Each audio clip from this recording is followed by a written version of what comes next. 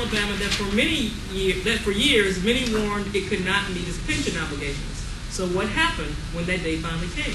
It stopped paying its pension payments to its 150 retired workers. Experts said it would never happen. After all, a contract is a contract. Plus, by law, the city was obliged to pay the workers what it owed them. But when it finally came down to deciding whether to pay for basic city services, firemen, police, water, etc., or paying someone not adding to current operations, the town of Pritchard decided to go for the basic services and forego pension payments. States all over the nation, including Illinois, will be facing a decision soon similar to the Pritchard. When, not if, the pension funds go dry. Illinois decision makers will have to decide to either pay for basic services or pay pensions to retired workers. The short-term Band-Aid that Governor Quinn and other politicians have decided to do was borrow money to pay the pension funds. But that is the gamble, that in the future the state will have revenue to pay not only current operations, but pensions, and the debt incurred to pay the pensions. I'm willing to wager that their gamble will not succeed, and Illinois will be forced to really address the problem. Otherwise, they will go the route of Pritchard, Alabama. Pritchard, Alabama, faced with pension problems, decided not to pay its pensions. The same will happen in bigger cities and even states. When it does, what will cities or states do? I can almost guarantee to you that not paying pensions is not even an option.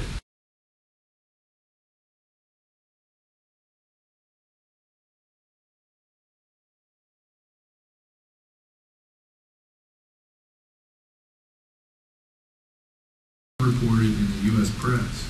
Last fall, a group of the world's most powerful countries, including China, Japan, Russia, and France, got together for a secret meeting without the United States being present or even knowing about the meeting. Veteran Middle East reporter Robert Fisk reported on this event in Britain's independent newspaper. In the most profound financial change in recent Middle East history, Gulf Arabs are planning, along with China, Russia, Japan, and France, to end dollar dealings for oil, moving instead to a basket of currencies, including the Japanese yen, Chinese yuan, the euro, gold, and a new unified currency planned for the nations in the Gulf Cooperation Council, including Saudi Arabia, Abu Dhabi, Kuwait, and Qatar. Fisk also interviewed a Chinese banker who said this. These plans will change the face of international financial transactions. America and Britain must be very worried. You will know how worried by the thunder of denials this news will generate. Sure enough, after Fisk published the details of this secret meeting, the U.S. officials and central bankers from around the globe denied these plans. But as the old central banking adage goes, how do you know exactly when a currency will be devalued? The answer, right after the head of the central bank goes on television to adamantly deny any such transaction will occur. And guess who just went public in recent weeks with a statement about how the U.S. will not devalue its currency? You guessed it, the U.S. Treasury Secretary, Tim Degger. You see, the last thing a central banker wants to do in the midst of a devaluation is to give people a warning before he can devalue. So they have to deny. After the announcement is made. So they're not going to tell the people what? Nothing. They're not, just like Pharaoh didn't tell the people about those plagues in Egypt. Right. He didn't tell them there was a guy named Moses done it. They're not going to tell you anything. And so when you do find out, it's just going to be what? It's going to be too late for you to make any exchange. Right. And you're going to be entirely wiped out. This is what we're trying to tell people now. You got the article about the Chinese backing out? Right, we got the article there about the It's Chinese. not on this one, it's on the, you got to go to your YouTube. Okay, I'll get that later. I'll get that later. Just remind me. I'm going to finish. I'm almost finished with this article. It's too late for citizens and investors to get out. See, it's too late. Like I said, what's incredible is that this story of a secret meeting among most of the major powers besides the U.S. was greatly underreported in the American press. But you know what? The way I see it, it's much more telling to look at actions rather than government press releases.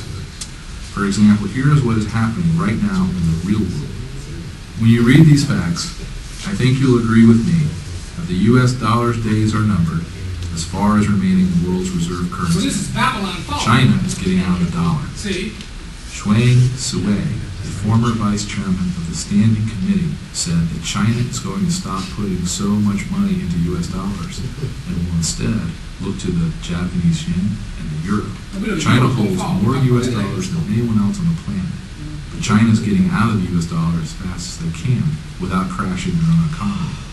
Look at this chart. It shows that China's holdings of U.S. dollars peaked in 2009, but China is unloading as many dollars as they can as quickly as possible. This is just one sign of the end of the U.S. dollar standard. There are many more, like this one. As I'm sure you are aware, for years the U.S. dollar has been accepted almost universally around the globe. Heck, many times when I've traveled, I never even bothered to convert to local currency because I knew everyone would take my dollars. Well, that's simply not the case anymore. HSBC, one of the largest banks in Mexico, no longer allows you to deposit U.S. dollars into their banks.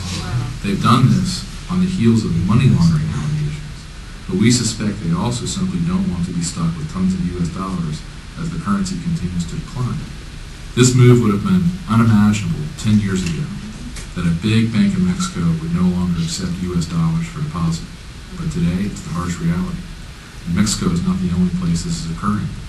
Reuters reports that the same thing has happened in 2008 in one of Europe's most popular tourist spots. Currency exchange outlets in Amsterdam have been reportedly turning away customers who want to exchange their U.S. dollars for euros.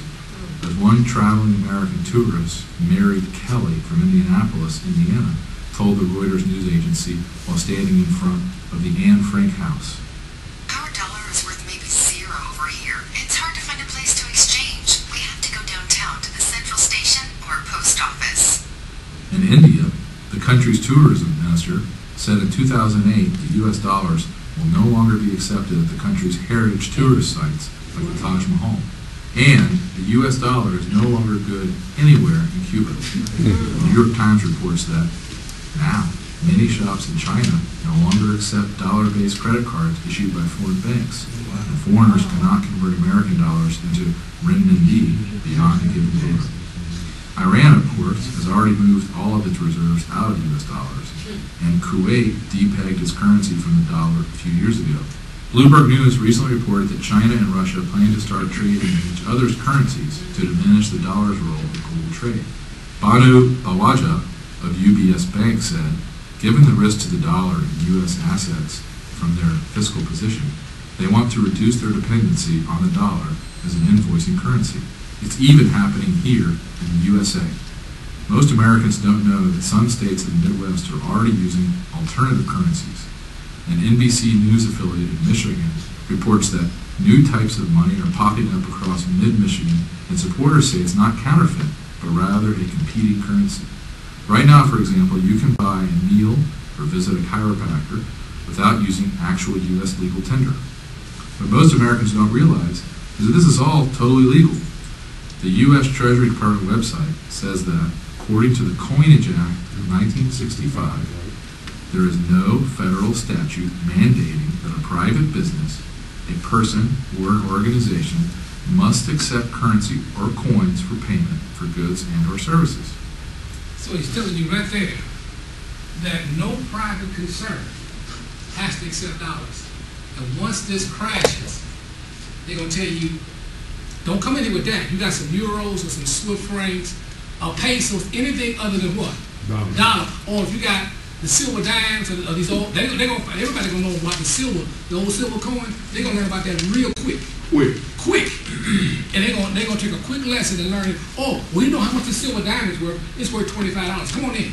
Right. You can get this, and this with this, and they give you some change back. But my point is, this is already being set up. So we talk about it says when the scripture said when money fails, it's around the corner. So you're gonna have to. You tell you, I don't care if you can't get. But $50 or $100, you better start buying some silver and realize that this is going to be, when that stuff, when paper money fails, this is the only thing they're going to be accepted. And most people don't even know what the word junk silver is. She said, I don't know what junk silver is. I said, you will soon find out. You're going to learn real quick. And you're going to learn, they're not going to take you a day to understand that 90% silver, these old dimes, and like the lady told me, she said, my husband got a whole lot of them. I said, you would go and dig them up and hide them somewhere. That was a 1923 when hyperinflation hit. Where am I, Germany? They was buying 76 plots of land with that gold coin.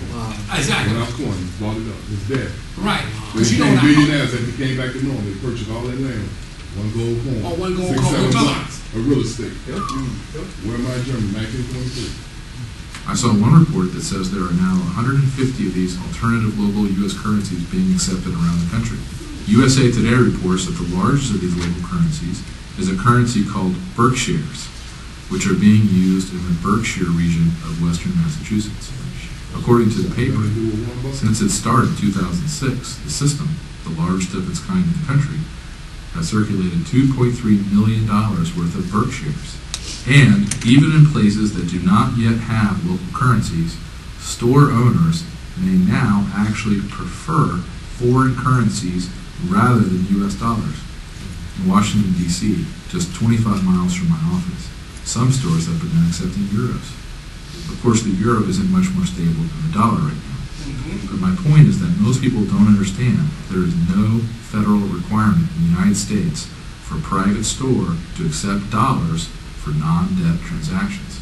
You see, no matter what the government decides, stores and businesses will accept whatever they believe is a strong currency. As Texas Representative Ron Paul wrote recently, if you walk into a 7-Eleven to buy a soda, the clerk doesn't have to accept your dollars. He could demand euros, silver, or copper. But because legal tender laws backing the dollar have caused the dollar to drive other currencies out of circulation, right now it's easier for stores to accept dollars. Well, all that is quickly changing. Many places in Texas now accept Mexican pesos for payment. Euros accepted signs, like this one, are popping up in, of all places, Manhattan. And not only Manhattan, but in New York's favorite summer playground, the Hamptons. There, an art gallery assistant was quoted by the real deal. I wouldn't want to discourage a sale in any way because of a currency issue. It's not just small stores that are accepting other methods of payment besides U.S. dollars. The Chicago Mercantile Exchange, the world's largest futures and commodities exchange board, now accepts gold to settle futures contracts. Until recently, the exchange typically only accepted U.S. treasuries and bonds as payment. These guys obviously see the writing on the wall. The commodities exchange, the world largest. Billions of dollars, they say, we gotta accept what? Gold. About time. So they realize they're right. They can see down the road where this stuff is going, but the average person don't have a what? Clue. This is what we're trying to inform you of the seriousness. See how little you got. You get your lucha change. You put these silver dimes and quarters. You will be not do a silver quarter now is about old silver quarters is about $8 almost. We told you a long time ago that stuff is $1, $2. So we put them away. That's it. That stuff is going to be, that's the only way you're going to be able to trade. This is what I tried, this is the reason I gave this part to you. I wanted to show you, you can see when this thing finally falls apart, the only thing you'll be able to trade in is these silver coins, these old silver dollars or something like that, that has some type of what? Value. Don't nobody want to hold nothing that's worthless. See, and wouldn't nobody, this from that standpoint, a woman or a man is not going to marry a worthless individual. That's where the thing goes. See, and as what's her name said, she said, what does love got to do with it? What does love got to do with it?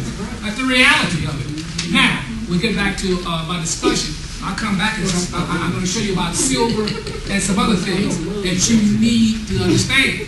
This thing has been turned upside down, and the folks don't understand the turmoil. That's it. I got a father, he gets $4,000 or $5,000 a month. I said, that ain't gonna be worth. He can't understand. I said, well, listen, you understand that. You will understand. It ain't gonna take you no long time to figure it out. See, now, we went to an important that we talked about the silver. Penny, I want you to go back and understand how silver was used in the children of Israel in terms of the tabernacle, their form of worship. It was used as a payment. There and give me there and what there. I think it's what is it 26 and 21 actually? Yeah, 26, 21, and also that right 26.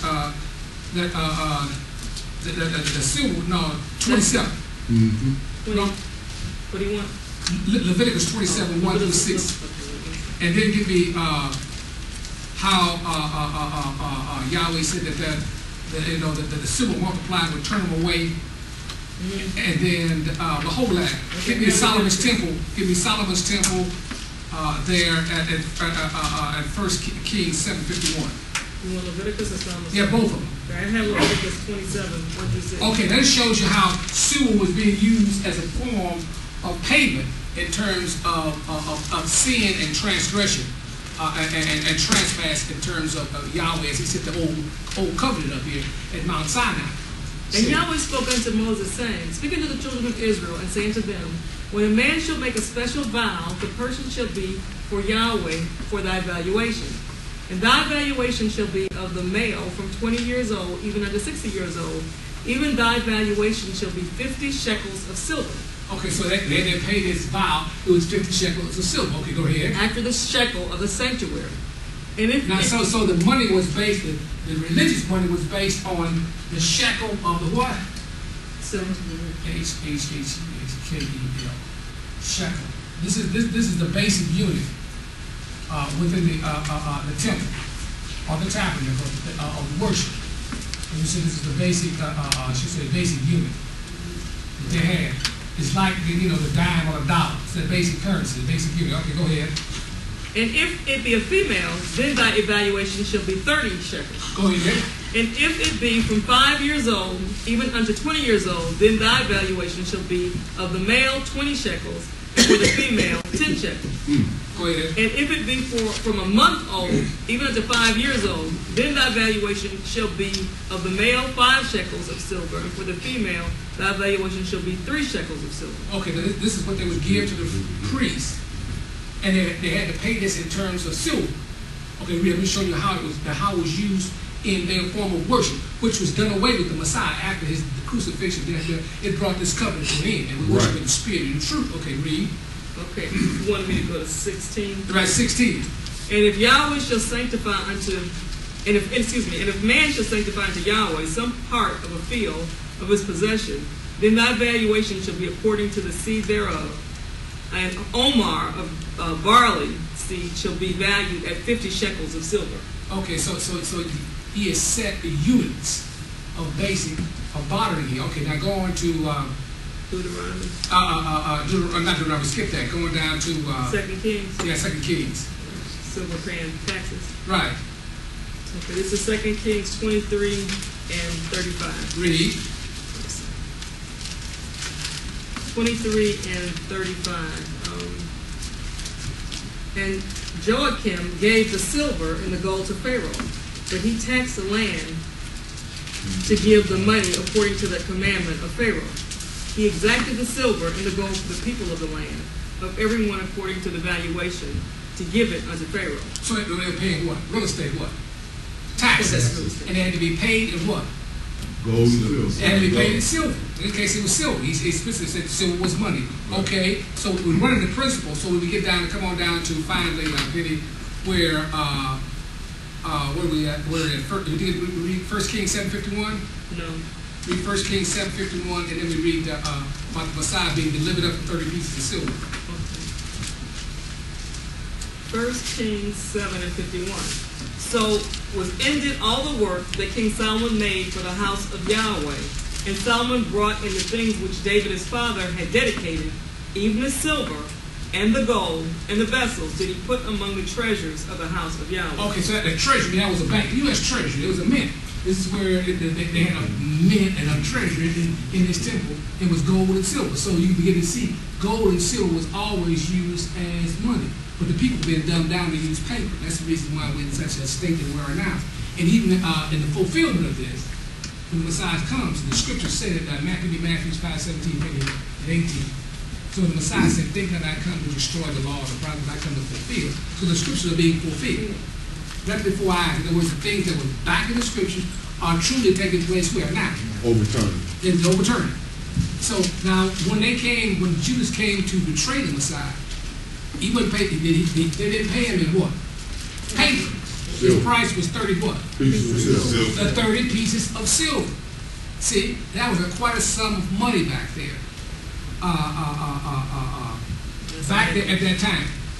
That's Matthew 26 and 15. Do you want the fulfillment first? Right. Okay, this is fulfillment.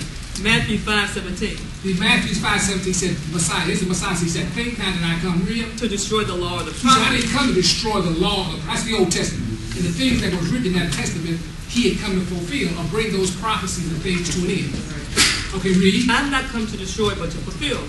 For verily I say unto you, till heaven and earth pass, not one jot or one tittle shall pass from the law till all be fulfilled. Okay, till all be so he's fulfilling the scripture. So he's fulfilling the valuation here when they asked him for 30 pieces of silver. So that's how he was portrayed for 30 pieces of silver.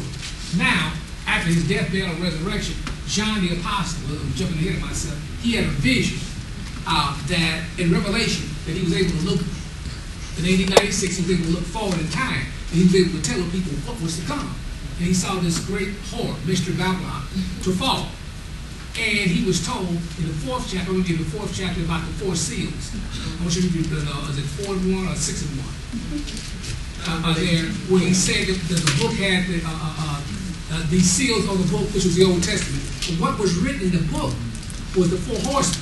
Now, really, the red and white, I'm not going to talk about that. Let's read 1 and 2 and then jump down to It's 5 and Revelations 5 and 1. okay, the black horse. And I saw on the right hand of him that sat on the throne a scroll written within and without, the black and on the back sealed with 7 seals. Okay, that was the Old Testament. And I saw a strong angel proclaiming with a loud voice, who is worthy to open this scroll and to loose the seals? And no man in heaven or on earth, neither under the earth, was able to open the scroll, neither to look on it. And I wept much because no man was found worthy to open and to read the scroll, neither to look on it. And one of the elders saith unto me, weep not, behold, the Lion of the tribe of Judah, Okay, the that's Root the of bloodline. David. The bloodline of the children of Israel was what? From the tribe of Judah, the kingship. That's the Messiah was born of that tribe, the kingship tribe. And he's the one that loosened the seals. Has prevailed to open the scrolls and to loose the 7 seals. Okay, now that's all I want. Now go to The black horse? the sixth chapter. Yeah. Okay, read first 1 and 2, and then jump down to the black horse. Okay. And I saw when the Lamb opened one of the seals. And the lamb, that's the Messiah. And He's I the true heard- lamb. He said this lamb opened one of the seals. Go ahead, read. And I heard as it were the noise of thunder, and one of the 4 living creatures saying, come. And I saw, and behold, a white horse. Let me go to the black horse. Now continue on. He said, Okay. Go So, ahead. the white horse? Right. Okay. And I opened the seal, and a white horse. And he that sat on him that had a bow, and a crown was given unto him. And he went forth conquering and to conquer. Okay, read. And when he had opened the second seal, I heard the second living creature saying, come. And there went out another horse that was red, and power was given to him that sat on it. Take peace from the earth. You know there's no peace in this earth. Because it's already been what? Taken as it was prophesied. There ain't going to be no peace. And remember, that's the reason you have a Pentagon down there. Their whole purpose is what? Their whole business is what? War. That's why you always, this country is constant at war, because it is part of this beast system that has went forth to conquer. Okay, read. And that they should kill one another, and there was given unto him a sword. Now you can see that, but this is the point that I want to make here. Read. 6 and 5. 6 and and when 5. he had opened the third seal, I heard the third living creature say, come. And I behold, and lo, a black horse. Okay, now this black horse. This is what's happening now. The black horse. The black horse. Read. And he that sat on him had a pair of balances in his hand. He had a balance in his hand. Read. And I heard a voice in the midst of the 4 living creatures saying, a measure of wheat for a denarius. Okay, it's a measure of wheat. Okay, for a denarius. Now, if you don't know that, a denarius is a what? Corn. It's a Roman coin that was what? Silver. It was a silver coin. See, he said a measure of wheat, and that was roughly about a half a gallon. It wasn't much. It was just basically enough for the man to feed his what? Family. For a dog, feed himself. Not his family. It was just enough to feed himself for a day. So that was a day's wages. So he got a day to feed himself. How he gonna feed his family? He in trouble. So it shows you, see, what's happening. Okay, read. And 3 measures of barley for a denarius. Okay, And so see thou- and you had three measures of barley of for a barley. denarius. Okay, for a denarius. So go ahead. And see thou hurt not the oil and the wine. So what you see here, see, this wheat was measured in what? Denarius. And it was buying less at this point in time because you're in a famished time. This is what's happening. Money is failing, and your money is buying what? Less. It's buying less. That's why you go in the store and you look at a can. It used to be 16 ounces, it's 14 ounces. A bag of everything is getting smaller. Right. See, but you pay the same what? The price is the same. See, or sometimes the price is going what? Going up. So you see then that is a fulfillment of the scriptures here that we have of Babylon falling. And the people are being perplexed. But see, you can't keep up with this inflation because, as you say, the prices are doubling faster than you can what? Work. The wages. The wages are not keeping up with the prices. Like he said, if you go sloppy, the price is going up 100% a day. They may not be 100% yet. They may be 25 or 30%, but that'll be enough to break this country down. But it'll just ruin most folks. You can see, even wealthy folks. Okay. Is that all that, Penny? It goes up to the fourth seal. Okay, now that's all I want to know, that fourth seal. Now, give me Revelation 18 and 12. Where it says the rich merchants. Now these rich merchants of the earth, they are living deliciously. What I mean by the merchants? The merchants of the banks. And remember, the banks were saved. They're the ones that wrecked the system. And when the system was being what? When the banks wrecked the collapsed the system, they were the first to bail out. They didn't bail the people out. And in fact, the people are in worse debt now than there was prior. Because at least if they had their home that was collateral, the home was worth something. And their stocks are worth something. Now their stocks have gone down, and the home value of the house is underwater.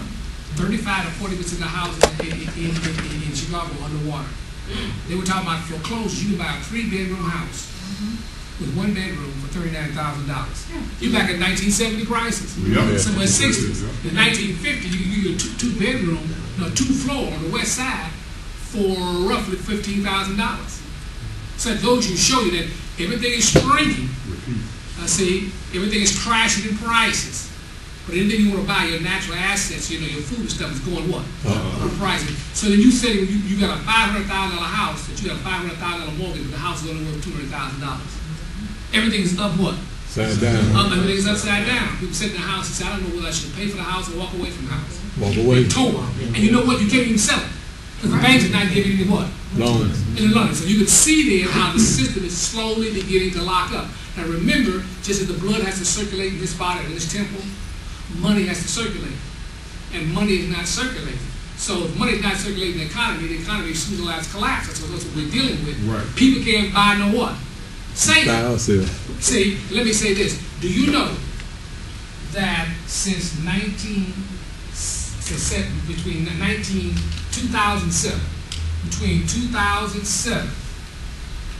and 2010, the real estate lost $10 trillion. That's the value. In 3 years, they lost $10 trillion. Now, the GDP, the whole economy is only what about what? 12. The GDP of the U.S. is only about 12 trillion, 12 and 4. So here you are. The people were totally wiped out. They have no means of drawing credit to pay off their debtors. See, because the property is upside down. And then their 401ks, all that just about what? Wiped. Oh. So you can see the people they don't know what to do. And they don't realize that eventually the next step is that money is going to fail. So unless they're in silver or some of these commodities, that's why everything is going up.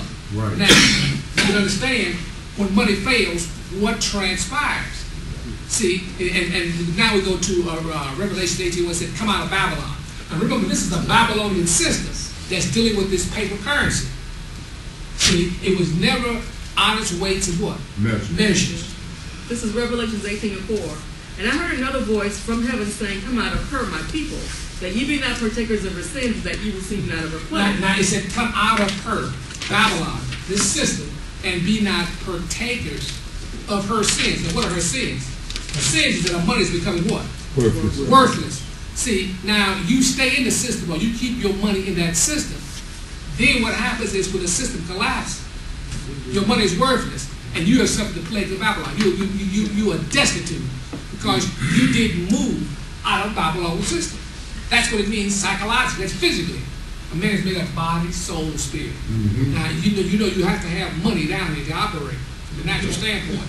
And if the Babylonian system is corrupt, the paper is losing something, then you have to move into something that has of some value. And you have to come back to the currencies that Yahweh set up. Gold, silver, and copper. Even copper hit an all-time high this year. Over $5 a pound. So you can see then now what's going to happen. Copper is of value now. And see, if you get an old penny, those old pennies, I think it's 1980s and you got to go back in the 80s, 50s and 60s pennies. You don't see many of them in circulation. But when you do, they stand out. They look real funny. You say, this penny looks real funny. That's pure copper, and it's worth more than a penny. And in fact, I think it was 2005, the U.S. Mint published out that you couldn't take no pennies outside the United States.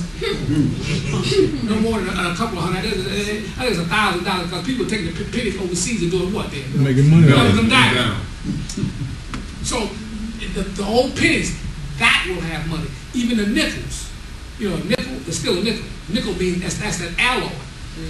That's going to be worth more than a what? A nickel. Because it's a something of value and it's not by paper. Now, I want to pause here and I want you to listen to what, play enough of that. I'm going to play something that, where is it here?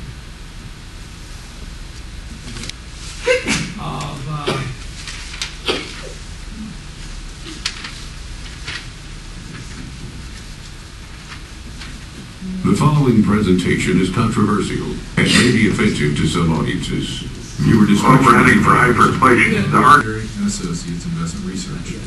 In financial news, the dollar is big news. But when you go